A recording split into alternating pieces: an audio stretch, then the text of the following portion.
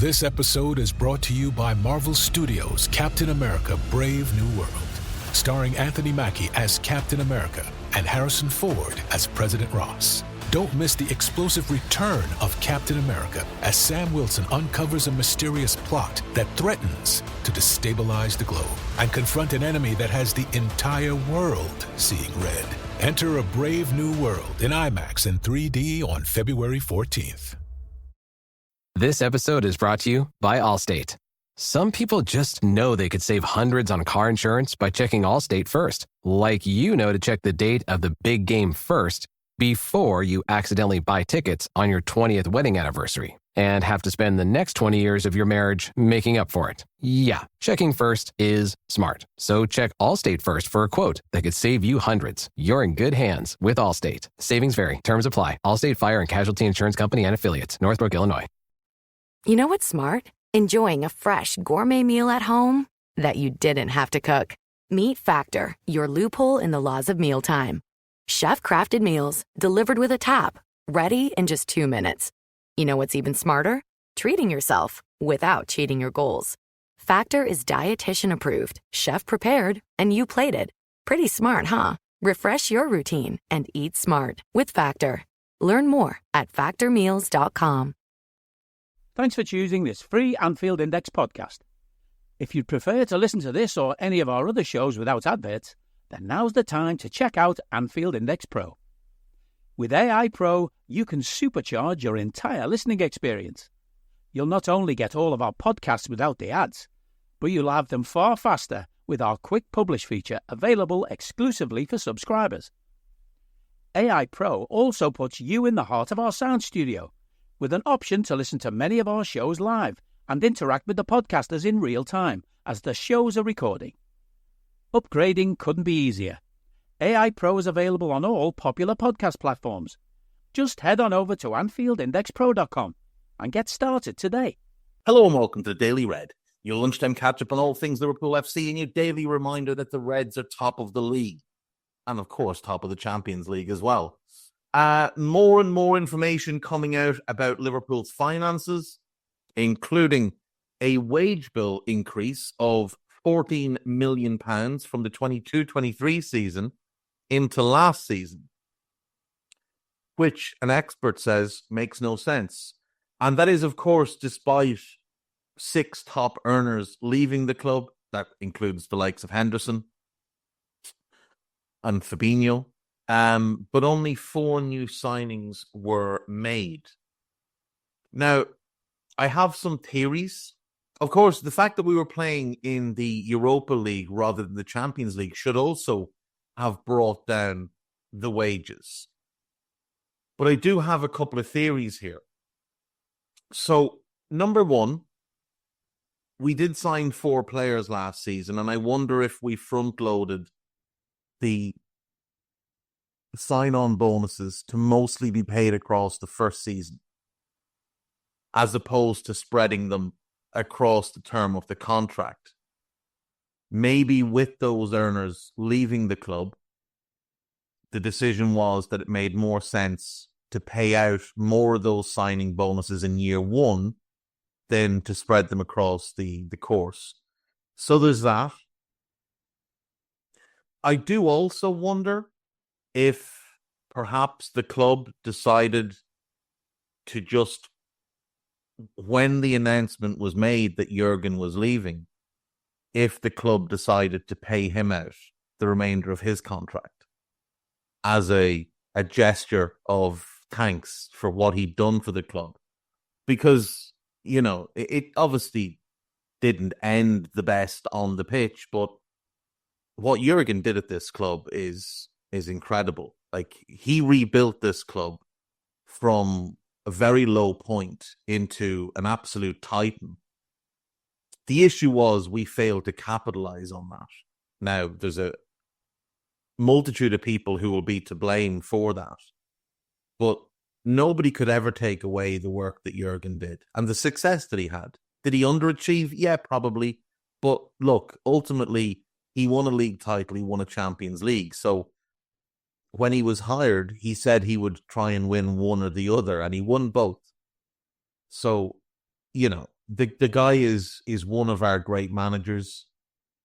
And if it is a thing where the club decided that they were going to pay him out the remaining years in his contract, there was 2 years remaining, I think at about 13 to 14 million per year, which would be 26 to 28 million. Maybe they decided that they would pay him out. It's very possible. Another theory I had was that when we did contracts for other players who were already at the club, particularly one Mo Salah, he would have gotten a signing bonus for signing that contract, something that we do. It's one of the ways that we avoid paying £400,000 and £500,000 a week to players who are worth that kind of money. We pay them significant signing bonuses as part of their contracts and then pay them a lower general wage. So I wonder if when those deals were being done, they were just structured that way. The expert involved is, of course, Anfield Index's own Mo Chatra. Mo's got a great thread up on Twitter if you want to have a look at that. It's always going to be Twitter, by the way. It's never going to be X. It'll always be Twitter. So do have a gander at Mo's thread. But, like, Mo says it makes no sense. And it's possible that he's correct. I'm just throwing out ideas. Mo is far better at this type of stuff than I am. So, we'll see. We don't know what kind of, maybe Jörg Schmatke needed 20 million to keep himself in the life he'd become accustomed to in Ibiza.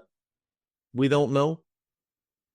Maybe there was significant bonuses paid out on him being able to pay release clauses. We don't know. What we do know is that the wage bill went up. And that was a year we thought it would go down. Which means that this season, when we also thought it would go down, because Klopp is gone, because Linders and all the staff are gone, and the incoming staff, including Arne Slot, including Michael Edwards and all those people, they combined will earn less than Jurgen did. And then you lose Thiago, you lose Matip. That's 2 huge salaries off the books. We sold a bunch of players that would have been on middling money, but, still money. The wages for this year should, in theory, have gone down. But in all likelihood, will go up again.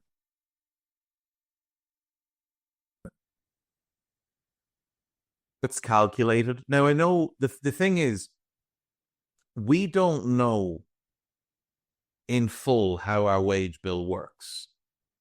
Because we don't know the full extent of how our players earn their incentives. Like when people say, oh, Mo Salah earns 350 grand a week. No, he doesn't. But he earns way more than that. Mo probably earns between 500 and 600 grand a week most weeks because he'll get a sizable appearance fee. He'll get a goal bonus. He'll get an assist bonus. And then he gets bonuses based on wins and where we finish in the league and, winning trophies, etc., etc. We do pay very well. There's a myth that we're cheap when it comes to how to what we pay. We're not. We're smart in how we pay. We incentivize players to perform at their best level. And we incentivize the team to win and win and win. And that's how they can earn significantly more. So the wage bill is fascinating, but it would be really interesting to see an actual breakdown of who gets what and why. I'd be fascinated. Maybe you wouldn't. I would. Yesterday was an interesting day. There was a significant amount of tears on Twitter over post-match Raw. And I thought I'd address it now. So myself and Trev, not Guy, myself and Trev, and mostly me,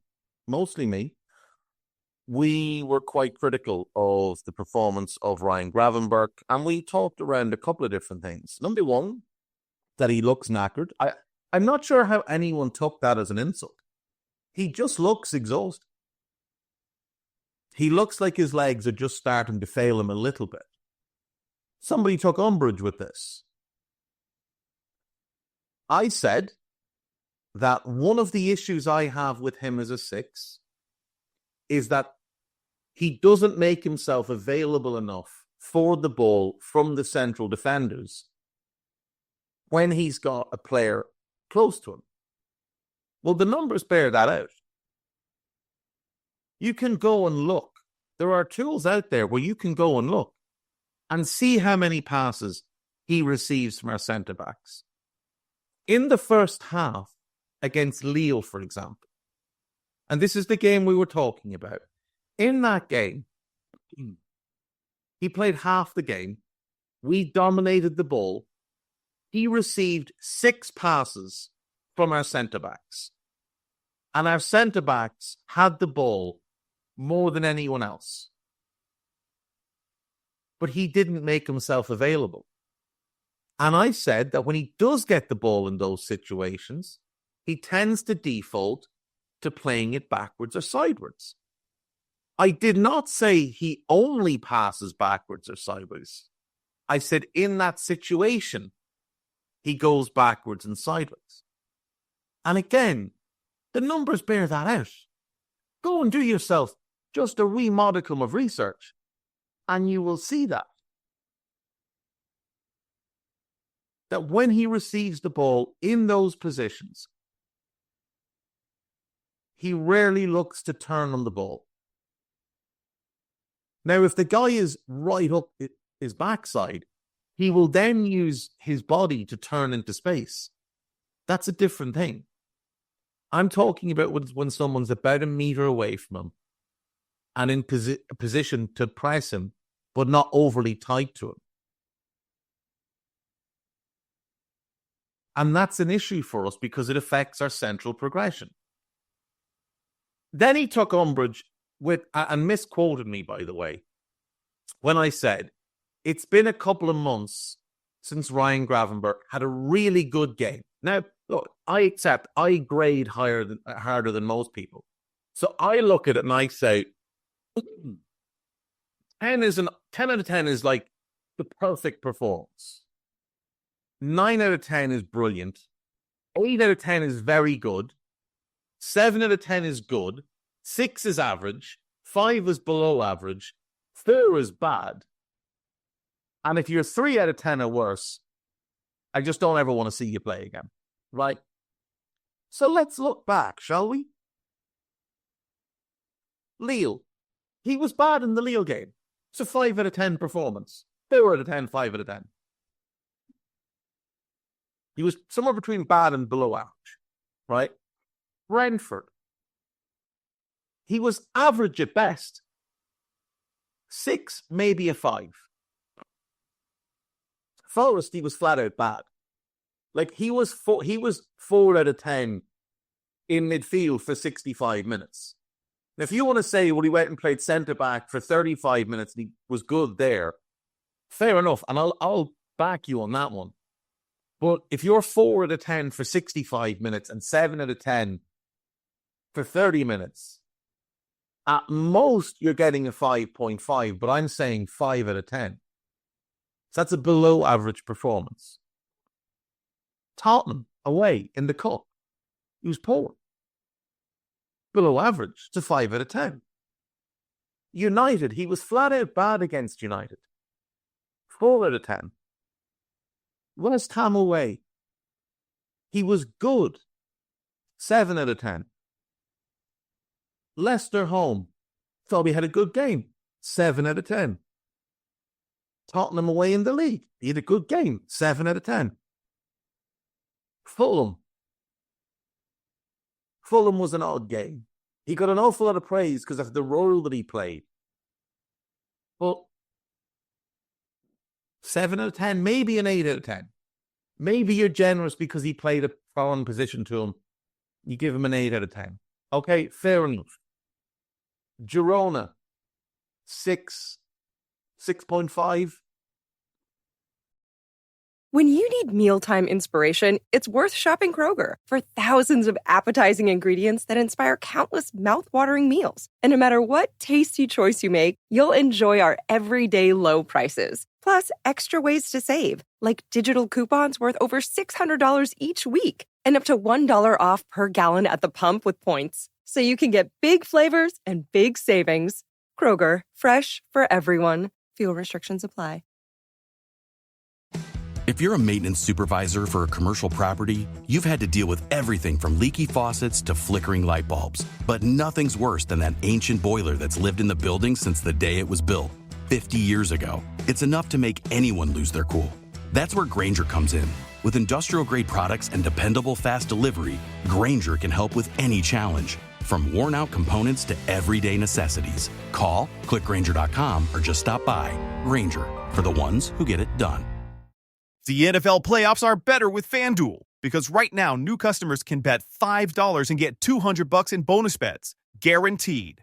That's $200 in bonus bets, win or lose. FanDuel, an official sportsbook partner of the NFL. 21 plus and present in select states. First online real money wager only. $5 first deposit required. Bonus issued as non-withdrawable bonus bets which expire 7 days after receipt. Restrictions apply. See terms at sportsbook.fanduel.com. Gambling problem? Call 1-800-GAMBLER. Newcastle away, 4 out of 10. It was dreadful. City, 7 out of 10. Real Madrid, 7 out of 10. Southampton away, it was flat out bad. Dreadful for their goals. 5 out of 10.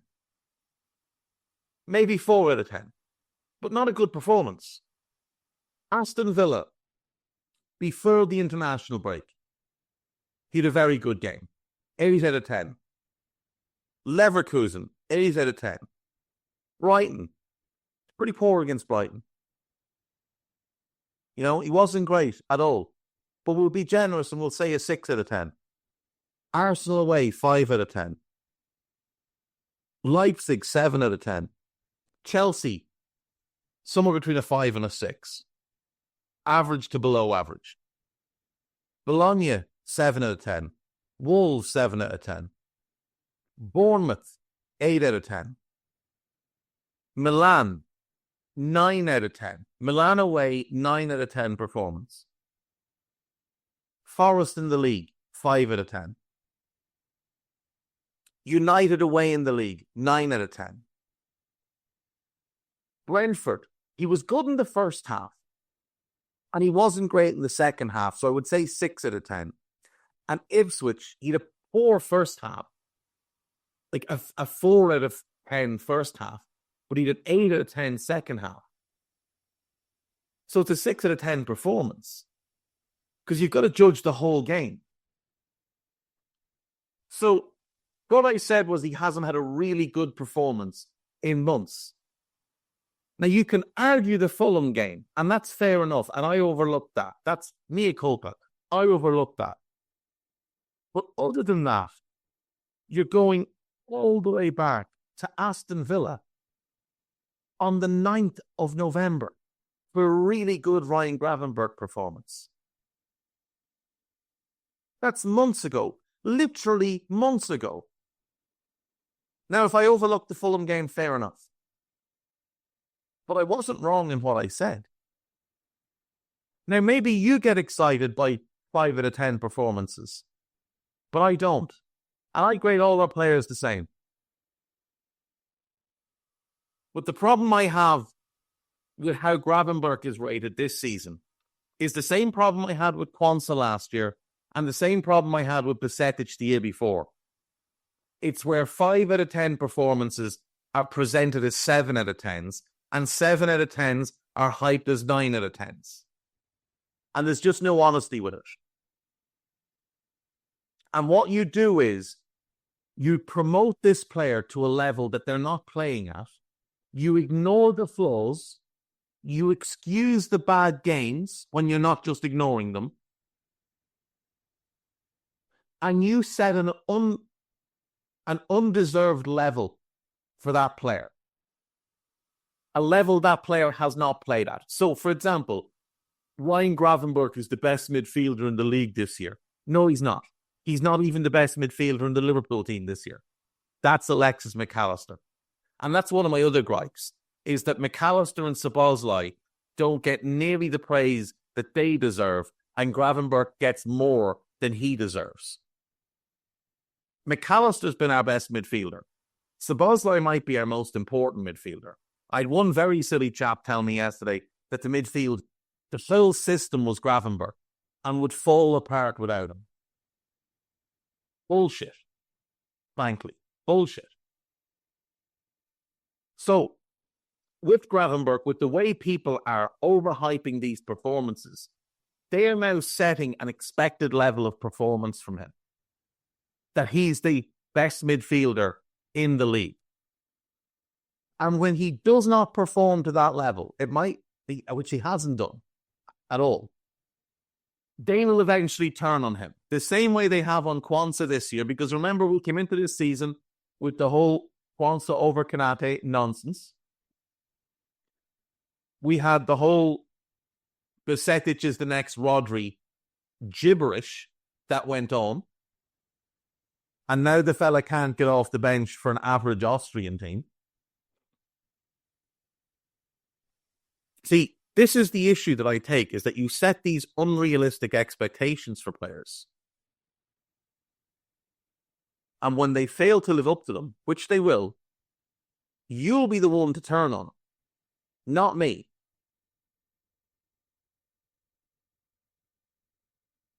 Now, I think I've been quite fair with my Ryan Gravenberch analysis.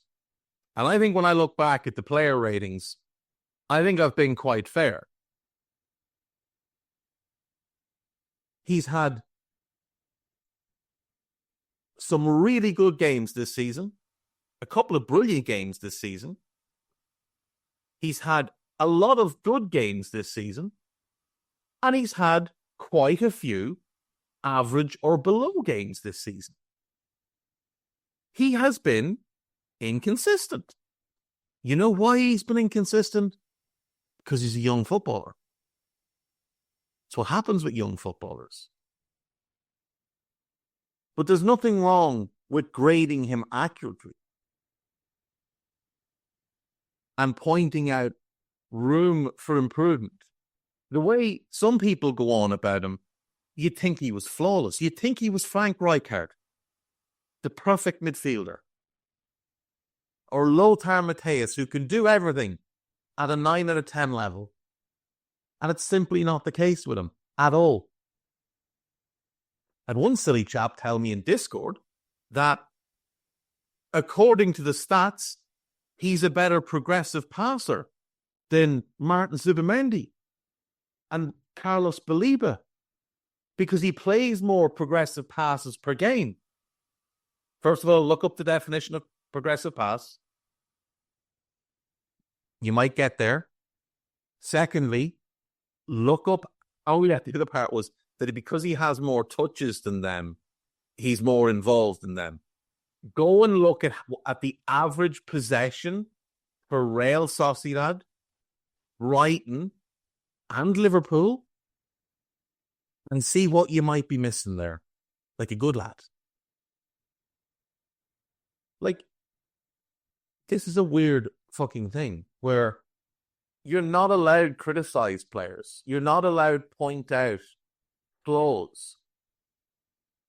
You're not allowed to go against this wave of optimism.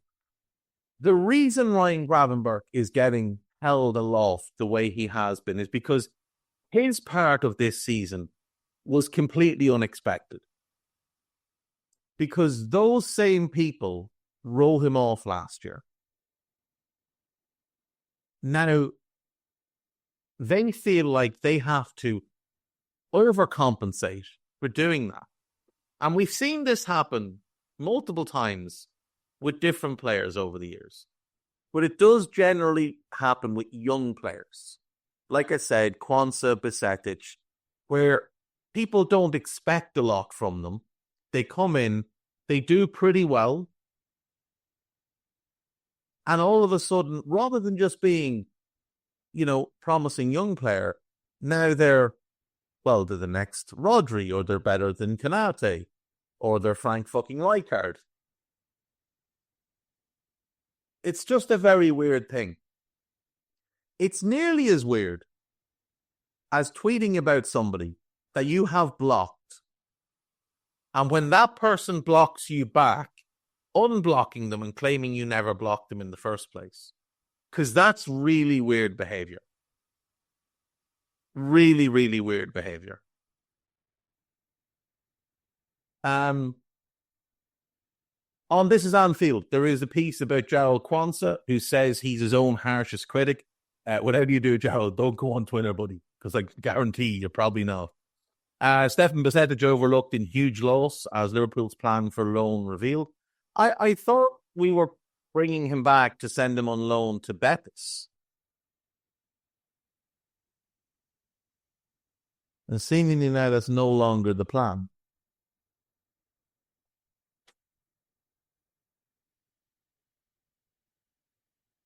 Jimbo Pierce said it was never the case that the youngster could swap. When Jimbo says never, it means it was the plan, but they've decided that they want to do something different. This is another wasted season for Stefan Bajcetic. It just is. And I believe Salzburg are going to play in that Club World Cup. And I believe his loan includes that Club World Cup. Which means we won't get him back until July. Which means he's going to need a break then. He's going to be late for pre-season next season. And it's all just going to be a clusterfuck. Attacker links. Konate contract and Doak stays. Let's have a look at this. Ibu Konate would love to sign a new Liverpool contract, but on the right terms. Federico Chiesa urged to return to Serie A by Italy, boss. No, we'll just keep. Thanks. You can mind your business. Let's see. Who's this attacker that's been linked? Young Henrold has put together the latest news. Oh, Give Me Sport. He was talking about Ryan Cherky. I just can't see that we'd sign a player like him. Like, what would it accomplish for us to sign Ryan Cherky? He doesn't get in our team. And you could argue, like, oh, he's a backup for Mo, but we already have a backup for Mo. And in Harvey, we have a second backup for Mo. So it doesn't really accomplish anything for us to sign Ryan Cherky. If you were selling Harvey, you could maybe make an argument, but look how little Harvey's played this season. And Harvey works really hard off the ball, and Ryan Cherky doesn't. So, I don't know. I just don't see that we would make a move like that. Liverpool told to sign 39.5 Real Madrid star as Mo Salah heir. That is Arda Güler. Would certainly be in favour of us signing him. He is an exceptional talent. There is a piece on AnfieldIndex.com about the Lille game. There's a tactical breakdown of the game. There's a piece about Ibu, a piece about Cherky, and a piece about Robbie Fowler talking about Liverpool contracts and hinting that maybe a couple of them are already done, which has been a rumour that's gone round for a while. But and you can probably guess which one is not done. Now, none of them may be done, but the rumor is that two of them are done and one of them is not. And the one of them that's not is the such and such in our team. Podcast-wise, there's nothing new today, but there is something being recorded, which I believe is a Euro incision. There is a Media Matters to come today as well. And I think there's a Moby on the spot due this week. I think there is. We'll wait and see.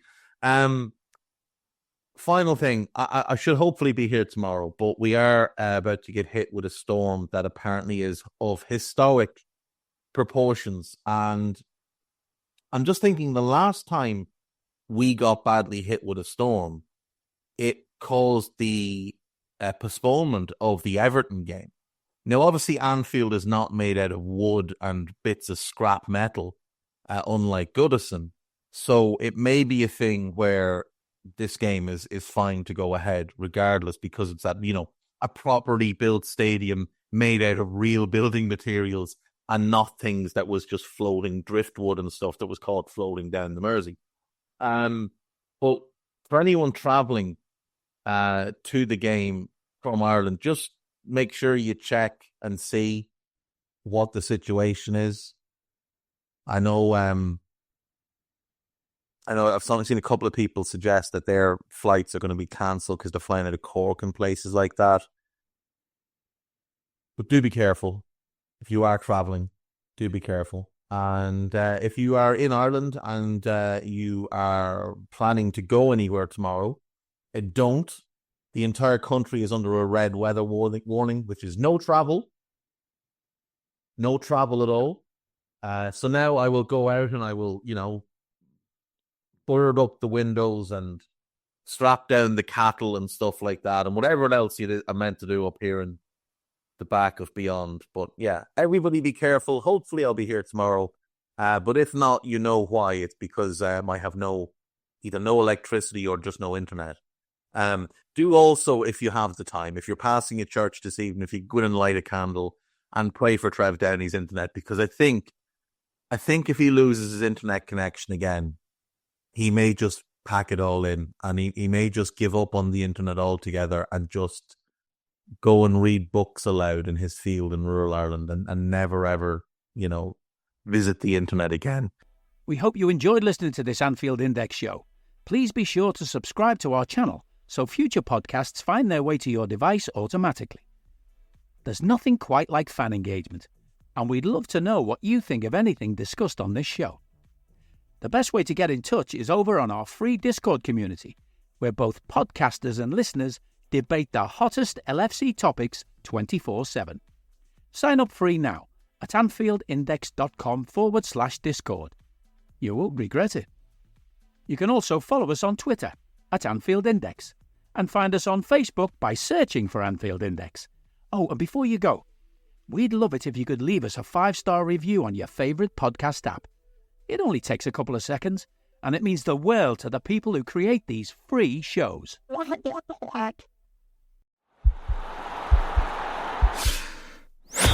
This podcast is part of the Sports Social Podcast Network.